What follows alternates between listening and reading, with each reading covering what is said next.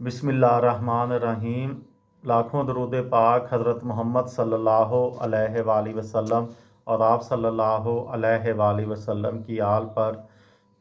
अस्सलामु अलैकुम। मेरा नाम इफ्तिखार अहमद है और आप मेरा यूट्यूब चैनल नॉलेज देख रहे हैं।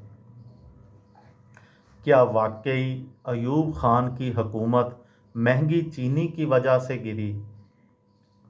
ये है मेरी आज की वीडियो का अन्वान। अयूब ख़ान का अशरा तरक्की और मुल्क में चीनी दोनों एक साथ ख़त्म हुए। ये जुमला पाकिस्तान के पहले फ़ौजी हुक्मरान अयूब ख़ान के वज़ीर कानून एस.एम. ज़फ़र का है, जिसमें 10 साल तक मुल्क के स्याह व सफ़ेद के मालिक रहने वाले हुक्मरान के ज़वाल की सारी कहानी बयान कर दी गई है।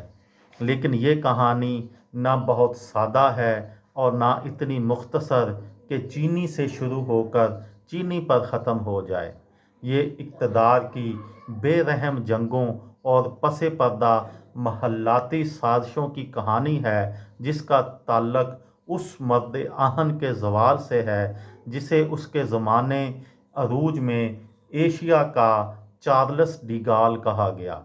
वाक़याती अतबार से देखा जाए तो उन वाक़यात का आगाज़ 29 जनवरी 1968 को होता है, जब अयूब ख़ान उर्दन के शाह हुसैन के एज़ाज़ में दी गई ज़ियाफ़त में शिरकत के लिए इंटर कॉन्टिनेंटल होटल रावलपिंडी पहुँचे। कुदरतुल्लाह शहाब ने लिखा है कि उस रोज़ उनका चेहरा मोहरा और चाल ढाल मामूल के मुताबिक ना थी।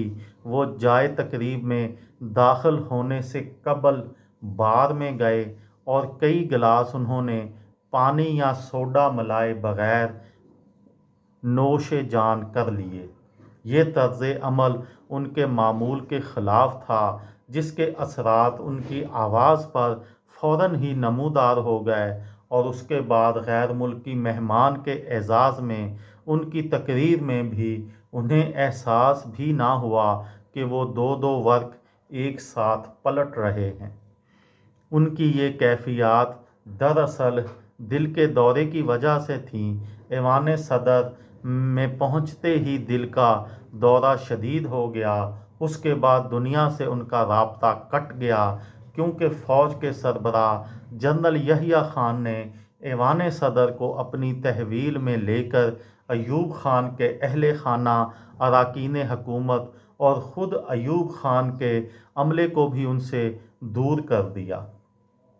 सेहतयाबी के बाद अयूब ख़ान का पहला एहसास यही था कि अरसा अलालत में उन्हें मुल्क की सिविल इंतज़ामिया के हर एक रुकन से सोची समझी हिकमत अमली के तहत काट दिया गया था।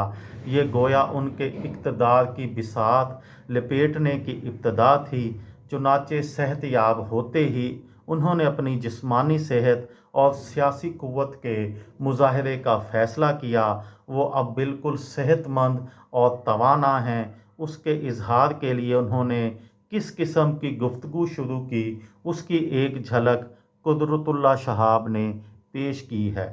वो बताते हैं कि एक बार अपने करीबी वज़ीरों की महफ़िल में दौरान गुफ्तगू उन्होंने दावा किया कि उन्हें दुनिया के बेहतरीन डॉक्टरों ने यकीन दिलाया है कि अगर मैं मुनासिब एहतियात और परहेज़ से काम लूँ तो आइंदा 20 बरस ओहदा सदारत का बोझ उठा सकता हूँ।